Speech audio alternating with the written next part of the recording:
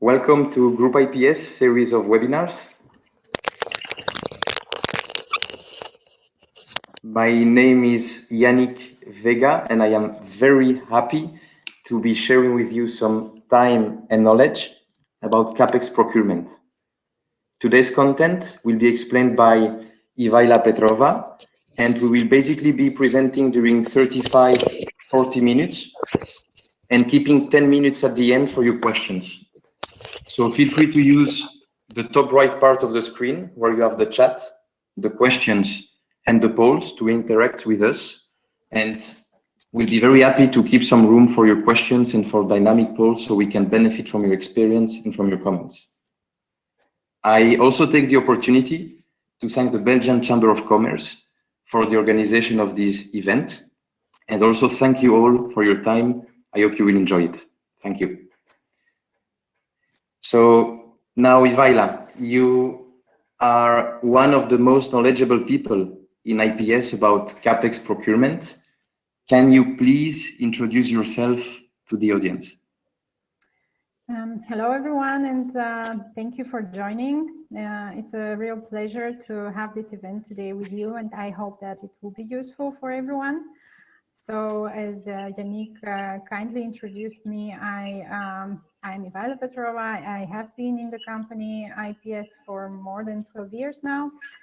In this time, I have done a lot of projects in different industries, different sizes, and in the last years, I have specialized in the purely consulting services, a bigger part of which is the procurement and contract management.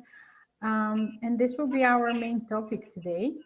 So I really hope that you enjoy, although it is kind of a short introduction of our methodology, and we'll be sharing more information in future. And I'm, of course, at your availability for any questions and things.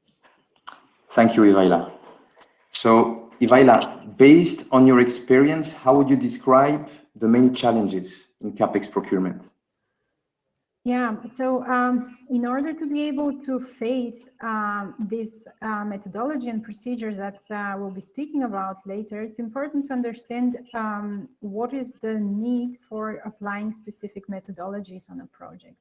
We know that projects are usually limited in terms of time, cost, quality, and they have to be developed under those specific constraints.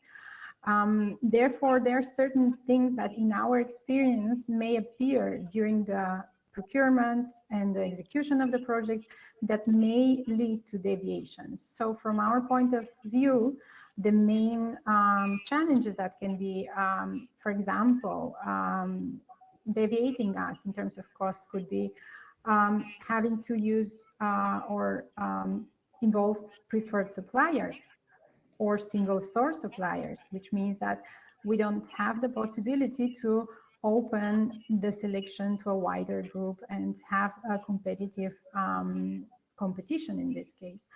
On the other hand, we have been challenged in certain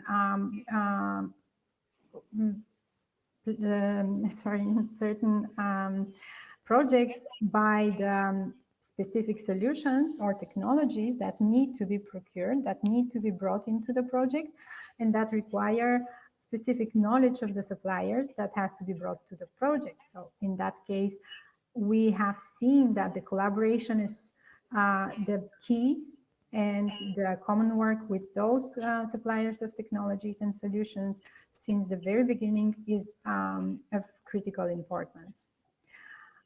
Then, of course, in other situations, we have seen problems because of market overload or lack of interest of certain suppliers or companies, and it could take some time to conduct a procurement in such situation. This depends usually of the economical conditions and can be linked to high economic growth that usually impacts services as construction, installations, and so on. So other challenges that we face, well, it could even lead to situations like the last economical crisis 10 years ago, that some of the suppliers had problems to maintain their financial stability And therefore, such a check was necessary to avoid that suppliers could stop their operations in the middle of a project. So all these kind of conditions are, in the end, something that we face when we do a procurement, and they can appear in different types of projects, in different sizes of projects. There could be many more. This is like a very, very strict selection, but I would say they are like the main points that we have identified.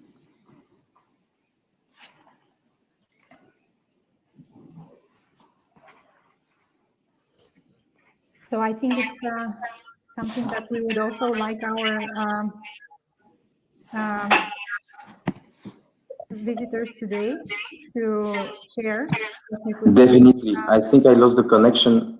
Can you all see the poll now? We would like to receive your view on the matter and your opinion.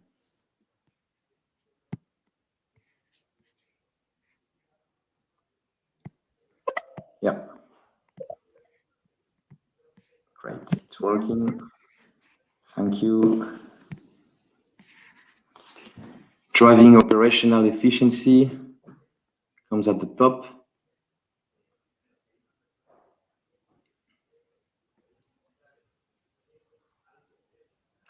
Enhancing risk management, operational efficiency. It's a tight battle.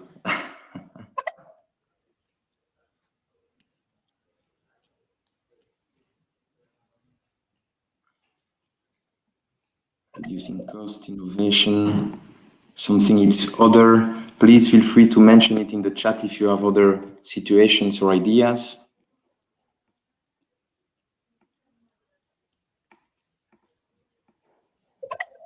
Yeah.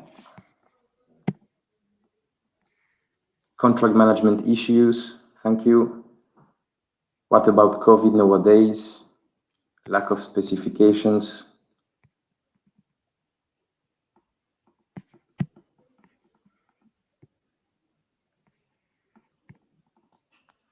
All right. So it seems like we have a winner with driving operational efficiency, reducing costs, enhancing risk management.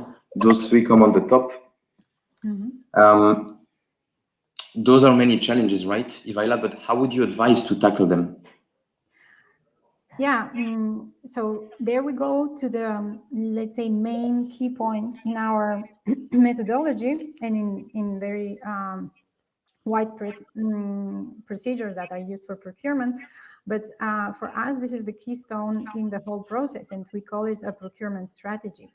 It consists in basically evaluating all those factors that we already saw before and that could lead to certain deviations or to certain risks that need to be tackled as soon as possible.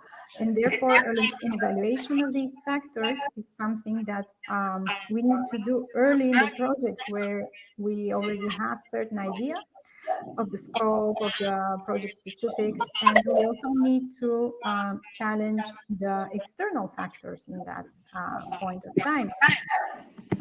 Sorry, but I have like very big noise disruption here. Maybe can we switch off the noise so that there's no sound repetition? Do you think is it better? Yeah, we can hear you well. Yeah. Okay, so it's probably from my devices here. Yeah. Okay, it's okay. So basically, when mixing all of these internal factors, those that are linked to our project, its technologies, its scope, its complexity, and we mix them with all the external factors which are related to the markets, market conditions, to the different project stakeholders, which in our case are external, internal, but let's say they come already predefined, so we cannot do anything about them. So when we mix them, we get complexity of constraints, risks, and points of attention that would define our procurement strategy as such. So what do we get from that mix of factors? We would basically extract from there the different engineering phases, or how much definition we need to do to procure certain works. Yeah, because when we speak about CAPEX procurement, we're speaking about works that are done ad hoc, works that are not always available to just go to the market and buy. So we need to define them, right? So before we go to the market, we need to define them in a level that the market would understand and would be able to quote. This also gives us an idea of how to package them, how to group them in specific groups of works that can be procured together. And it also allows us to assess generally which are the milestones, when should we procure each of them. Yeah, it's not the same that I have to procure a long lead equipment, then I have to procure some minor construction works in time. So I'll have to define when I have to make the order to be able to have everything executed on time. On the other hand, we'll have to define which are those suppliers that we may be inviting, or which would be the best, let's say, first choices to include in this procedure. And then also define which will be our filtering criteria. So how we'll be deciding which would be entering the competition and which not. And because this is basically a risk strategy, the end of this is we define all those actions, all those mitigations, and based on this, we can also reevaluate our contingencies in a very early stage of the project by saying, I'm going to be going to a single source for this package, which would mean that I will probably need to reserve some more spare CAPEX for it, because we know that negotiation margin is lower with a single source. We also can decide whether we can group different lots into one contract because of cost benefits, and how to handle all those critical technology or single source lots. Yeah. So that's why we say that the procurement strategy is like a key document in our practice, because it gives us all these different guidelines of how to execute the works later. If we have to speak about the internal factors, we basically need to do a very well done analysis of our project, which we call a PDF, or it's basically a WBS, work breakdown structure, in which we list all the different works and we identify them based on certain criteria. So we can place some labels, and this way we can finally decide how to group them and how to sort them in, let's say, similar work packages to be able to procure separately in the market. Those will have to, of course, mix with the general schedule of the project to be able to say which are the main milestones at which every, let's say, package of these will have to be procured, contracted, and executed. Yeah, and that helps us basically define this group of works that would be finally the outcome of our procurement package, and would be the main way of distributing work. Yeah? We don't have to leave aside, of course, in all this process, the external factors, which could be linked to the economy cycles, because some of the materials procured or some of the industries procured are very linked to how the economy moves. So in certain times, prices of certain materials can change. We know that steel is very influenced by economy cycles. We have to make very good analysis of the delivery lead times of the critical equipment, because we know we have experience in certain projects that it could be even year and a half in some, or 2 years for some specific complex equipment. And this would change, of course, a lot when we have to approach the market, and how we have to consider all those different conditions regarding how many suppliers we can involve, whether they're preferred ones, whether this technology is supplied by more suppliers. So maybe we will be already limited since the very beginning. And also we'll have to understand which is the project financing target, because we would not be able to just go straight forward and order things if we would not be able to have the financing on time. So payment terms and execution times would also have to be correctly linked to the project financing. And this we have to understand, because sometimes this can play quite a huge role in how the timing of the project is executed. Also, which is the financing dynamic between the contracting and the contracted party, right?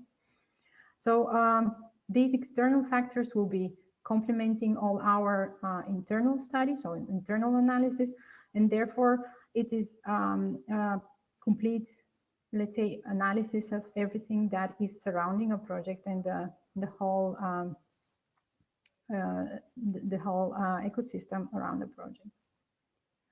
For example, we have specific case here of one project which is of a relative complexity of 40 million of CAPEX investment, new production plant, in which we decided to finally, based on this analysis, divide the scope of contracting into 30 different packages, from which 3 were for main contractors, by which we mean construction companies, let's say utility companies of different types.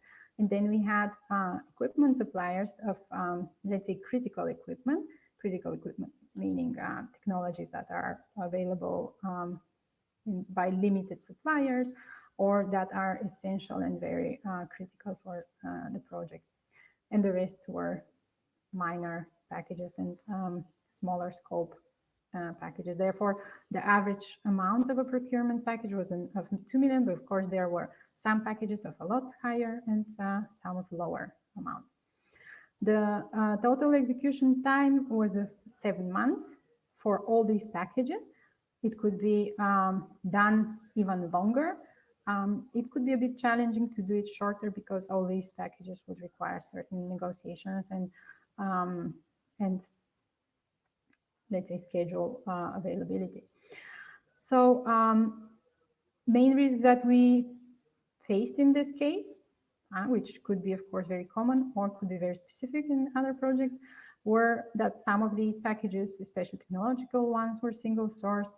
The scope split was quite complex because of the different, the big amount of packages and making sure that everything is covered in the end. And then the whole project was linked to a specific technological solution that had to be, let's say, found and tackled by this by this execution. We did a certain mitigation by involving very early the single source suppliers and critical technology suppliers. We even finally combined certain lots into contracts to mitigate risk of scope, let's say, gaps and so on.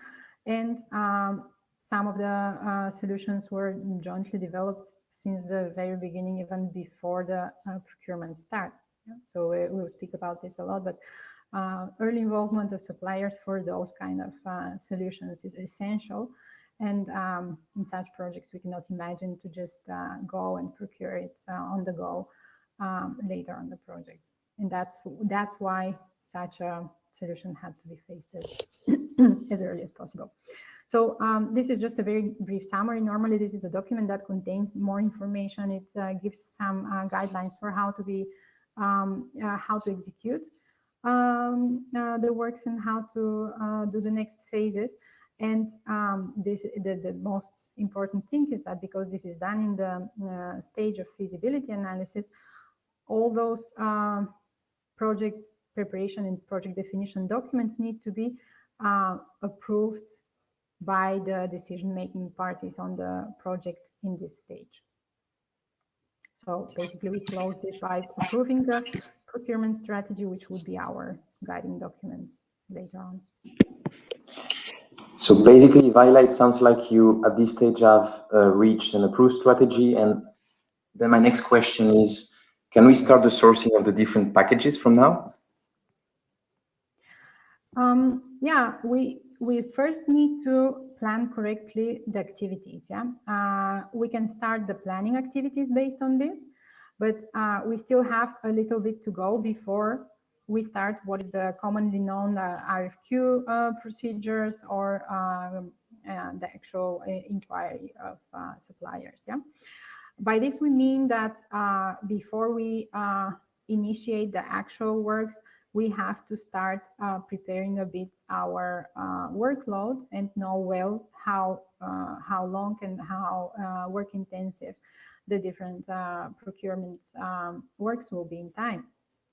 So we said that we do this procurement strategy in an early phase, which is our feasibility analysis, where we basically define the scope and we define the main, let's say, constraints of the project in terms of what scope will be executed, in which budget and which timing. And then later on, we step on this strategy to start preparing the full project documentation. Let's say if we have to execute the procurement, we'll need to schedule it well based on all these packages being executed together or not, or being procured separately, etc.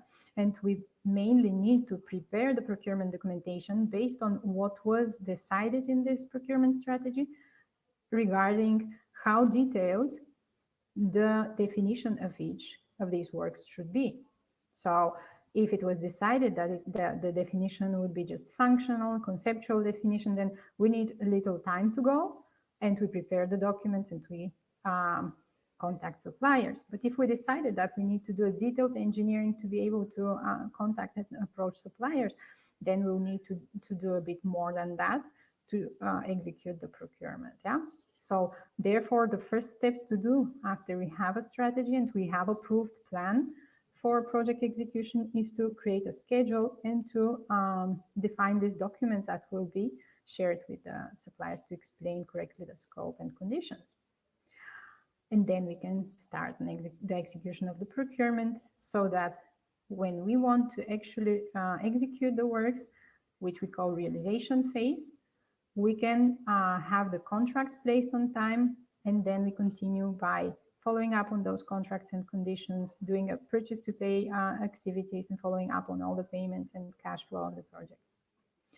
During the next stage, just because we are making an overview of the whole life cycle here, it doesn't even stop once we do the realization, but there is a period of time when an operation starts, when we need to still follow up on the performance of all these works that have been delivered, to be able to manage any warranty issues and track the performance in the first years, which are critical, as we all know.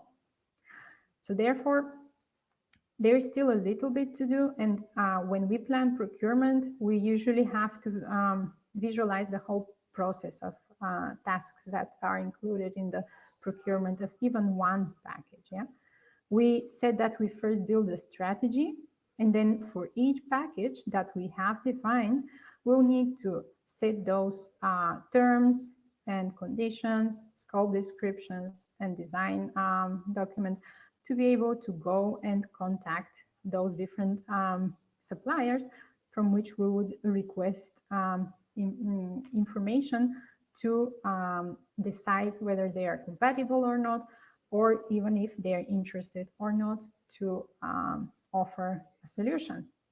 Then we would receive documents that are related either to their qualification or to the actual quotations, which we'll have to revise, negotiate, and proceed to contract if we find the good supplier based on this procedure and criteria. And then we can start the execution and perform the other tasks on the project.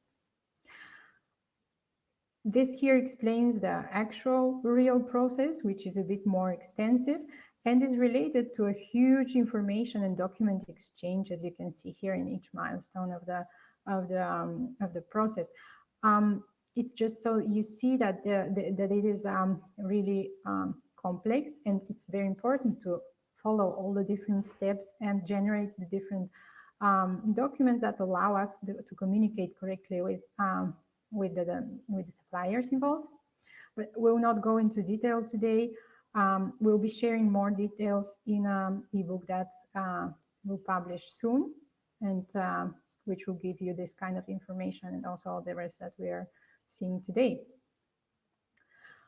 But yeah, basically what we want to get from this workflow is that it all needs to be understood well and scheduled in time. So for example, what if we have a project of 4 packages, which we need to schedule to be able to execute our procurement with the correct timing and correct resources, yeah? Just imagine that all these, well, imagine or just think that all these are the 4 packages that we have on the project, and we have basically put all those tasks that we saw on the previous slide in a schedule with their correct duration and time, starting point, and link them so that we can have an overview of what it means to execute these packages, which would give us an idea that, for example, if we had to execute all of these simultaneously, which is not always the case, of course, but what if we had to execute all these simultaneously? It would mean that in some periods of time that are probably these here and these here, some negotiations would be scheduled and a lot of information exchange would be necessary. That would be, that may be overloading for the resources of the project. So this is something we need to, of course, know. We need to understand well before we go to this, to the execution of the procurement, because what happens if we don't have the resources allocated, yeah? It can lead to deviating from the dates. It can lead to deviating from the objectives. It can also not give the perfect result in terms of quality of the information we want to collect during the procurement, because in the end it's a collecting of information to be able to enable the decision making in that certain point or milestone that we see in the end, right? So what if we are not able to do this with the correct resources? Then we would not be able to conduct the procurement in the timeline that was set, and maybe we will not be able to provide the best information and risk analysis for a decision to be made, which is quite, in the end, critical for this type of works. So basically, this is the target and the main aim of the procurement, and the whole procedure here aims to be able to have a well-done process that has a good overview of all supplied solutions, that has a good comparison, and that can lead or guide to the decision-making in a fast and optimal way. All right. So, Ivaila, it sounds like you are facilitating a decision, but for the people who wonder, how do you do that in practice?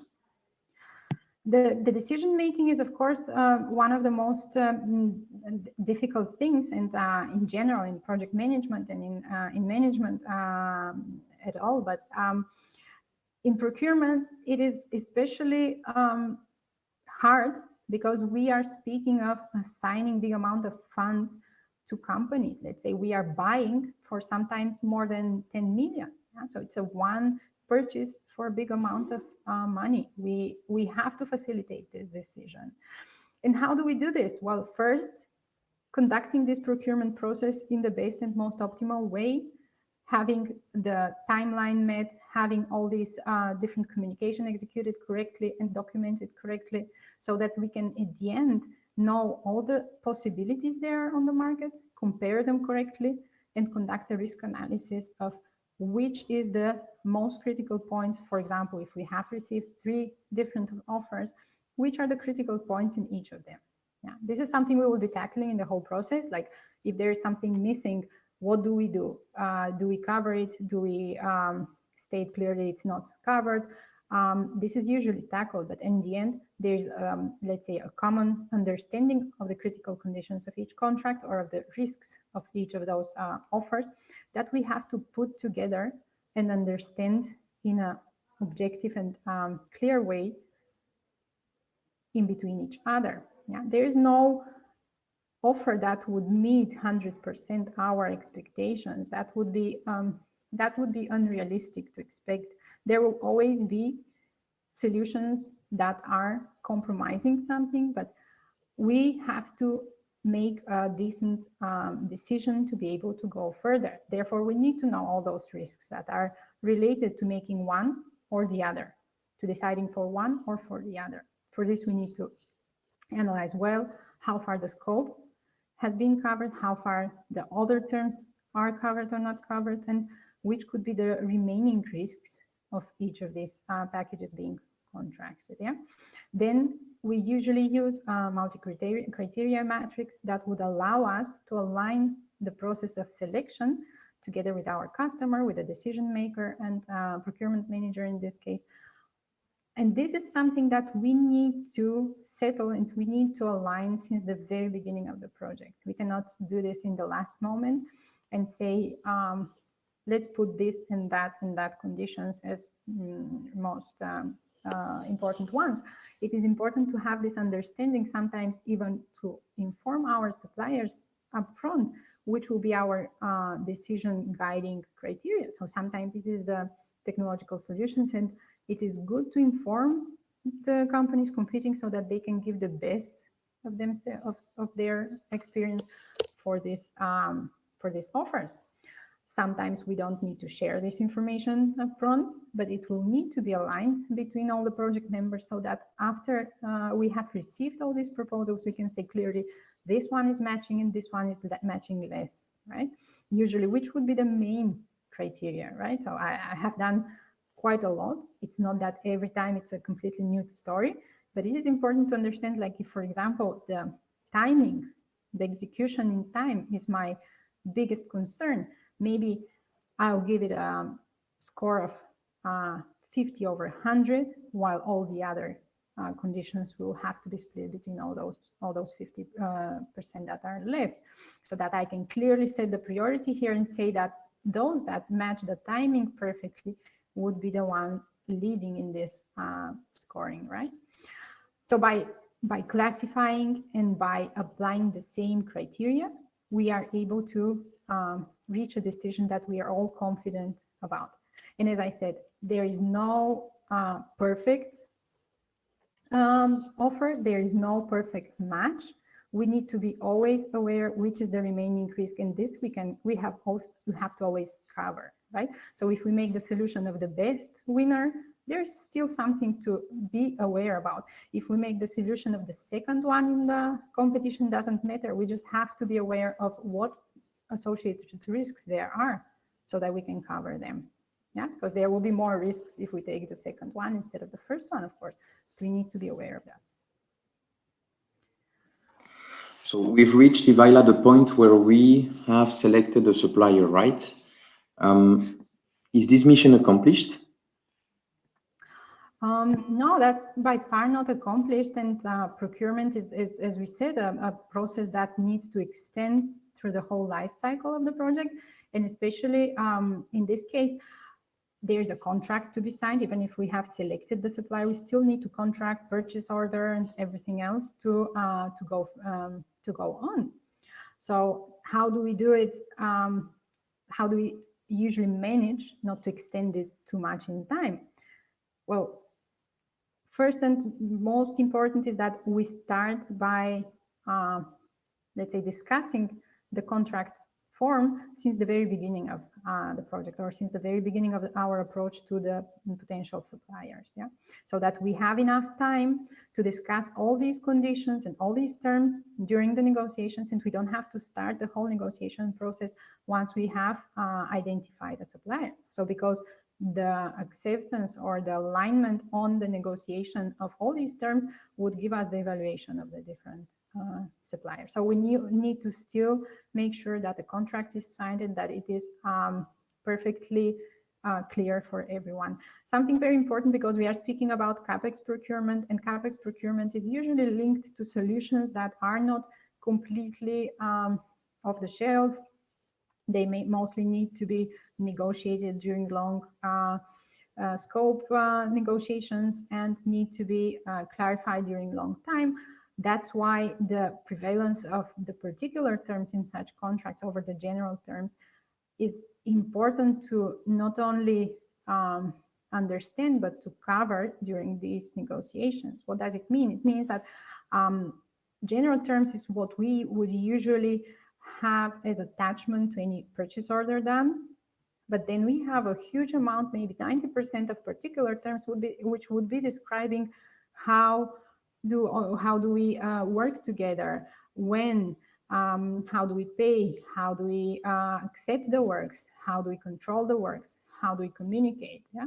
Those particular terms that may be related to works executed during 1-2 years have to be very clear, because we would be really collaborating with somebody during all this time, and we have to define how this is going to happen in time. So we cannot just rely on general terms that would define the liabilities between us, but we have to be very clear about what would be the working conditions.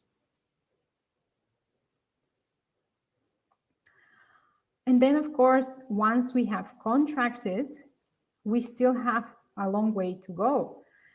Normally, works around procurement continue once there's a contract. And why is it important that we have to consider it still a procurement task? Because contracts in CAPEX procurement are so complex and they have so many different conditions. It's also very important that the follow-up of all these conditions and all these terms in the time of the execution of the works is done correctly and is followed up during the whole time. Also linked to payments, it's usually clearly stated which are the milestones or which are the payment terms, but sometimes it needs to be clearly linked to the contractual conditions and their understanding and negotiations previously, so that if there is any misinterpretation, clear understanding can be found during the phases of execution. So this process of purchase to pay is also linked to the contract management. Let's say how we deal with all those conditions that we have already signed, not leave the contract on the shelf and then start executing as we understand we should, but be always guided by how we agreed to do this, because at some moment we'll need to accept those works. And that moment is usually the critical one. In order to go to that moment in a smooth and optimal way, we need to follow these conditions, and we need to establish this procedure of actions that are basically, once we do a purchase order, we will be able to trace the exact cash out plan. Then we will do the expediting or follow up of all the works to be able to clearly state if a payment is approved or not approved. And then, of course, if some bank guarantees are related, and not allow the payment related to those. Yeah, and then being able to state clearly at the end whether all the conditions have been met, whether the works are accepted, whether there are any claims that need to be faced because the parties were not aligned through the way. So all these, facing all these issues and topics on time would help us also close the project correctly and on time, and would avoid any clashes in the end, and extending the contract period in the end. So basically, this would be the extension of the procurement procedures that we use during the project. So summary, I think, very brief one. We hope we'll be giving a bit more detail of it in the documents we'll be publishing soon.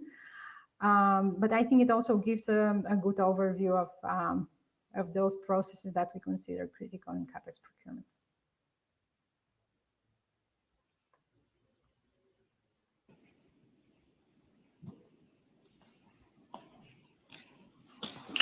Right.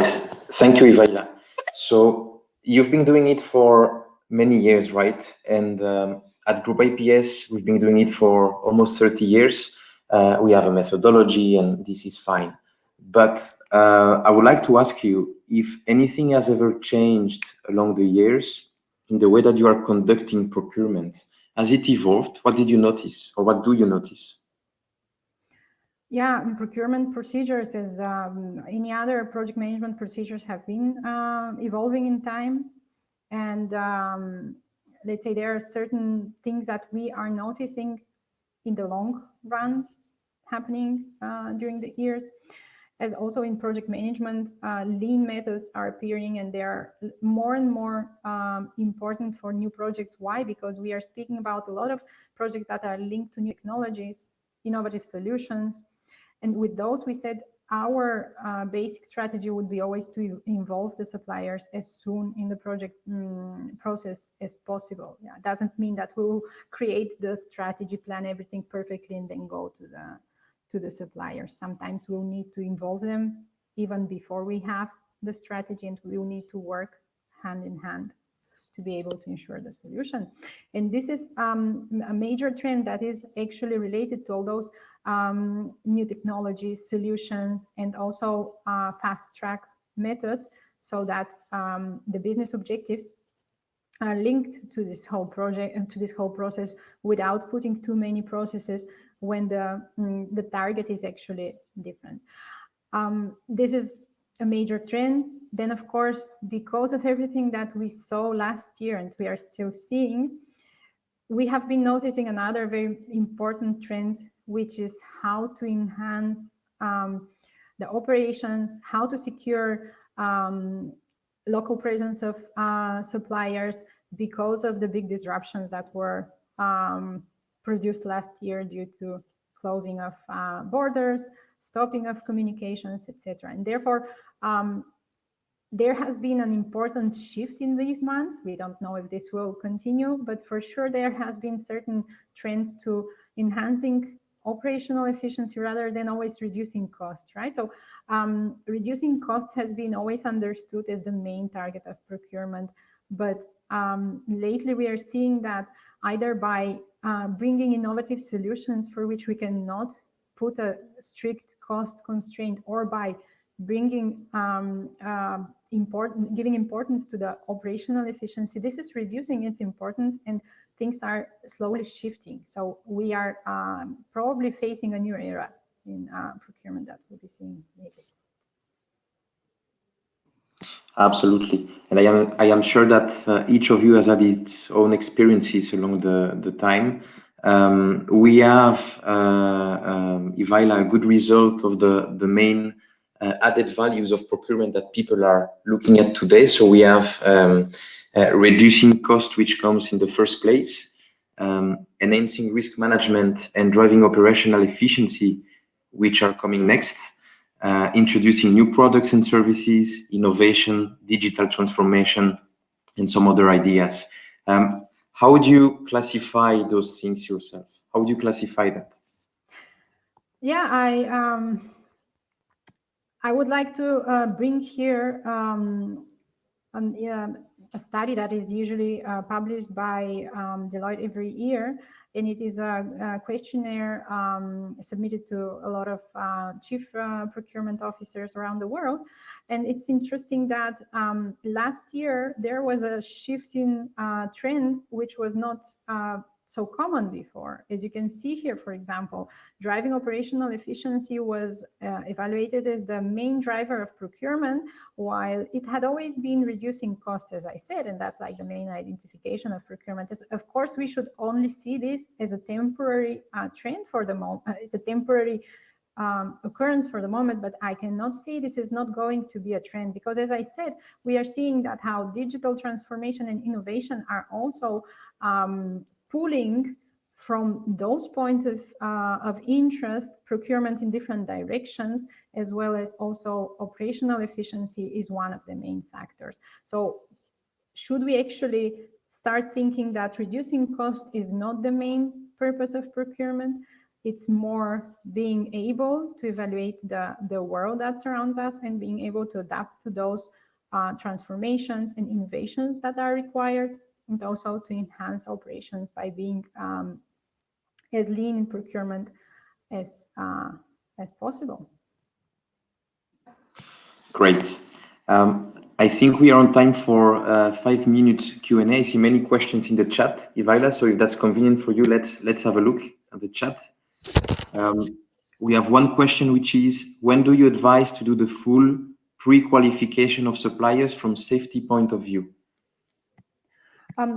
Full pre-qualification of suppliers should be done as soon as we initiate the procurement process or briefly before that. We can sometimes, what we do is while we are still closing the tender documentation, we already request the pre-qualification documentation. Yeah? And safety is one of the terms that many of our customers would require the pre-qualification factor.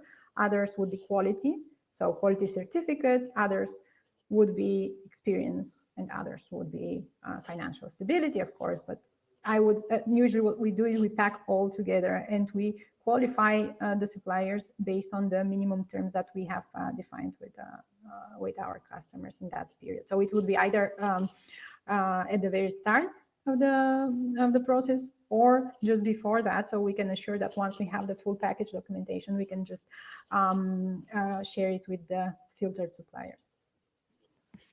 Great, thank you. Another question is about the organization. What is the integration of your team or IPS in a customer procurement team? How does it work?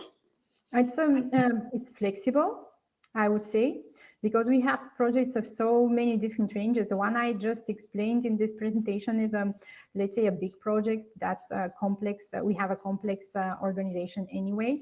So normally in that case, what we do is we are supporting a team to our project management team. And we are reporting to the procurement manager of the customer as well as to our procurement management team, right? So our procurement team in that case was reporting to the project manager of IPS, because we have a different function of people in IPS. We don't all only do the procurement in that case, but we also report to the procurement manager. Shall we only do procurement services? Then what would happen is that we would be directly reporting to the procurement manager, and we would be collecting information from the technical team to be able to launch the procurement of the different packages. Sometimes we would even have all the procurement functions within the project manager. It doesn't mean that there should be a specific procurement figure in our team that has to face this. So if it's a small project, 2 packages, for example, it could be the project manager that manages the whole process. And myself or other senior profiles could give specific support on contract and procedure of signing the deals and negotiating the commercial or contractual terms. Yeah? So there are a full variety of solutions. And in the end, what is important here is that we understand the processes of the different customers we work with, and we can basically integrate in those in the most flexible way, so that we can give some added value. It seems that we are looking at operational efficiency and reducing costs as 2 different concepts. Actually, approaches such LCC or TCO reconciles the 2. What are your views? Sorry, who reconciles the 2? Approaches such LCC or TCO reconciles the 2. Yeah, of course, that's for sure. I mean, we should not look at them as 2 different tools or trends. I think it's just important that if we sometimes focus too much on costs, we may miss some added values that are not in line with that. But of course, I mean, we have to be leaner, and that's the trend. And lean means optimizing operational, and means also optimizing costs, but also sometimes means that we can go to market faster. And that's very important in this case, that we can be, that the final purpose for which the procurement serves is to launch a new production, a new idea, a new technology. And that should be our main driver, that we should not be stuck on getting the biggest cost of it, because sometimes going to market is the biggest priority. Thank you. We have time for one more question. How are the growing circular economy, green, sustainable requirements or concerns impacting the procurement strategy definition? Yeah, sure. We have to be, of course, very careful with all those trends, and also with possible disruption trends. I think these are more affecting, in any case, operational procurement. Yeah, because standard operational procurement would be related to a lot more transport costs. And by that means, procurement is now focusing on close by suppliers. But in CAPEX procurement, usually what we do is that the project is anyway focusing on any of those sustainable goals that we have, and many of the solutions would be focusing on those goals. So many of the solutions may be even completely innovative or should be faced with the priority they have. So we have to be again here very aligned with the customer and with the project priority. So if the priority is to bring efficiency and sustainability on the project, and it requires certain innovation and technologies to be involved, our procurement methods should be facing how to make the most of it and how to bring those that would be bringing added value to that, right? That can come from the main project idea, or that may come by selecting suppliers that have certain qualifications in terms of efficiency, right? So certain qualifications, or that can secure the qualification that the project can bring in the end. Great. Thank you, Ivaila. I think time is up, so maybe we can move to the end of the presentation. For those who still have questions, feel free to reach out. There are the contact details of Ivaila in the presentation. At the end, you will see her email address. And maybe we can go to the next slide to wrap up the presentation. So what's next? We are going to share some similar webinars about simulating logistics and vegetable proteins, in case you're in food and beverage or this is of your interest. Keep posted on social media, Group IPS, on LinkedIn, for example, and you'll receive the invites. Last but not least, thank you all for your time, for attending, for your questions. Let's reconnect if we did not have time to answer your questions. And thank you, Ivaila, for your presentation. Thank you, Yannick, and thank you everyone for joining. Hope to see you soon.